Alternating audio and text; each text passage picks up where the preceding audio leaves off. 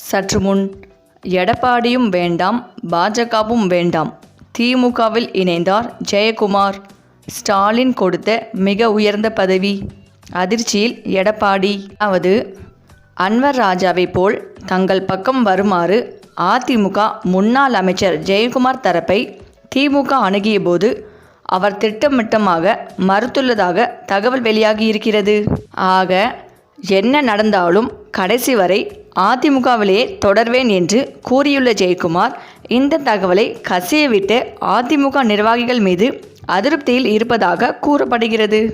சட்டசபை தேர்தலுக்கு இன்னும் 9 மாதங்கள் மட்டுமே உள்ள நிலையில் முக்கிய கட்சிகளான திமுக மற்றும் அதிமுக ஏற்கனவே தேர்தல் பணிகளை தொடங்கிவிட்டனர்.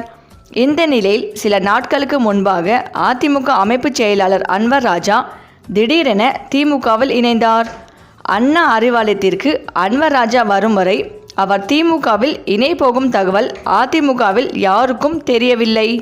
அதன் பின்னரே அவசரமாக அதிமுகவில் இருந்து அன்வர் ராஜா நீக்கப்படுவதாக அறிவிக்கப்பட்டது. கடந்த சில நாட்களுக்கு முன்பாக அதிமுக பாஜக கூட்டணி குறித்து விமர்சித்திருந்த நிலையில் எடப்பாடி பழனிசாமிக்கு ஆதரவாகவே பேசி வந்தார். ஆனால் திடீரென அவர் திமுகவை நோக்கி வந்தது பலருக்கும் ஆச்சரியத்தை கொடுத்தது. ஏனென்றால் எம்ஜிஆர் காலத்திலிருந்தே அதிமுகவின் மிக முக்கிய முகமாக அன்வர் ராஜா இருந்தார்.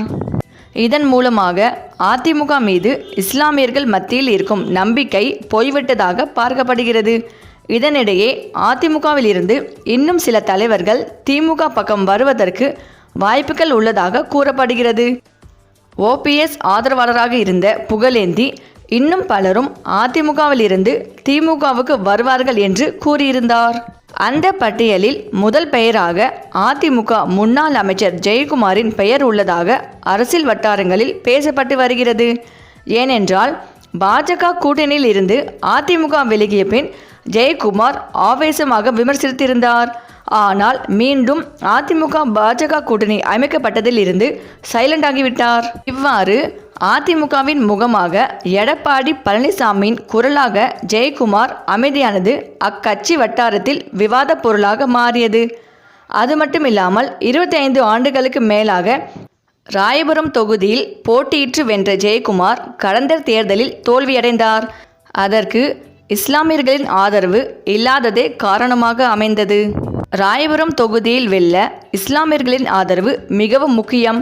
இதனால் 2026 சட்டசபை தேர்தலில் ஜெயக்குமார் ராயபுரம் தொகுதியில் இருந்து மயிலாப்பூர் தொகுதிக்கு மாறப்போவதாக கூறப்பட்டது. இதனிடையே அதிமுக வட்டாரத்திலே ஜெயக்குமார் திமுகவில் இணையப் போவதாக பேச்சுக்கள் எழுந்திருக்கின்றன. இதையறிந்து திமுக தரப்பில் ஒரு டீம் அவரை அணுகி இருக்கிறது. அப்படி நடந்த ரகசிய பேச்சுவார்த்தைகள் திமுகவில் இணைய ஜெயக்குமார் சம்மதம் தெரிவித்து விட்டார். ஆனால் தனக்கு எம்பி பதவி உறுதியாக கிடைக்குமா என்பதற்கான உத்தரவாதத்தையும் நீங்கள் கொடுத்தால்தான் நான் திமுகவில் இணைய தயார் என்பதை தெளிவுபடுத்தி இருக்கிறார். இதற்கு பிறகுதான் அவர் எடப்பாடியும் வேண்டாம், பாஜகவும் வேண்டாம், இனி திமுகவில் இணைந்து பணிபுரியலாம் என்ற முடிவெடுத்து விரைவில் ஸ்டாலின் அவர்களை ஜெயக்குமார் சந்திக்க உள்ளதாகவும் தற்போது தகவல்கள் வெளிவந்து ஒட்டுமொத்த அதிமுகவிற்கும் பேரதிர்ச்சிகளை கொடுத்து வருகிறது. சரி, இந்த வீடியோ பற்றிய உங்கள் கருத்துக்களை கமெண்ட்ஸில் சொல்லுங்கள். மேலும் இந்த வீடியோ உங்களுக்கு பிடித்திருந்தால் லைக் பண்ணுங்கள், ஷேர் பண்ணுங்கள், மறக்காமல் நம்ம சேனலை சப்ஸ்கிரைப் பண்ணிக்கோங்க. தேங்க்ஸ் ஃபார் வாட்சிங்.